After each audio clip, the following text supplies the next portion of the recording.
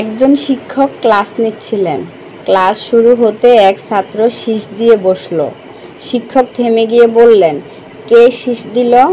কেউ কোনো উত্তর দিল না। তিনি আবার পাঠ দেওয়া শুরু করলেন। কিছুক্ষণ পর সে ছাত্র আবার শীষ দিল। শিক্ষক আবার থেমে জিজ্ঞেস করলেন, কে শীষ দিচ্ছে? তবুও কেউ উত্তর দিল না। তিনি আবার ক্লাস শুরু করলেন। কিন্তু এবার যখন তৃতীয়বারের মতো শীষ এলো, তিনি কলম বন্ধ করলেন এবং বই গুটিয়ে বললেন, আজকের ক্লাস এখানেই শেষ, তবে আমি তোমাদের একটা গল্প শোনাবো। ক্লাসে নেমে এলো নিস্তব্ধতা। সবাই মনোযোগ দিল। শিক্ষক বললেন, এক রাতে ঘুম আসছিল না। অস্থির হয়ে বাসা থেকে বের হয়ে গাড়ি চালিয়ে কোথাও যাচ্ছিলাম। কোনো নির্দিষ্ট গন্তব্য ছিল না।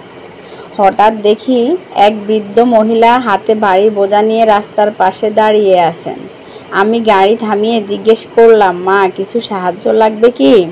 তিনি খুশি হলেন, গাড়িতে উঠলেন। চলতে চলতে বুঝলাম তিনি আমাকে ভালোভাবেই চেনেন। তিনি আমার চোখের দিকে তাকিয়ে বললেন, মাস্টার সাহেব, আমার একটা বখাটে সন্তান আছে, সে আপনার বিদ্যালয়ে পড়ে। আমি চাই আপনি তার পাশে থাকুন, তাকে মানুষ হিসেবে গড়ে তুলুন। আমি বললাম, নিশ্চয়ই মা, কিন্তু নামটা বলেন তো, আমি তাকে চিনতে পারবো কিনা দেখি। তিনি হেসে বললেন, নাম বলার দরকার নাই, আপনি নিজেই তাকে চিনে ফেলবেন। সে খুব দুষ্ট, সব সময় ক্লাসে শীষ দেয়। এই কথা শুনে ক্লাসের সব ছাত্র ঘুরে তাকালো শীষ দেওয়া সেই ছাত্রের দিকে। শিক্ষক তখন বললেন, এসো বাবা, তুমি কি ভাবছো আমি পড়ালেখার সার্টিফিকেট গাদার হাট থেকে কিনে এনেছি?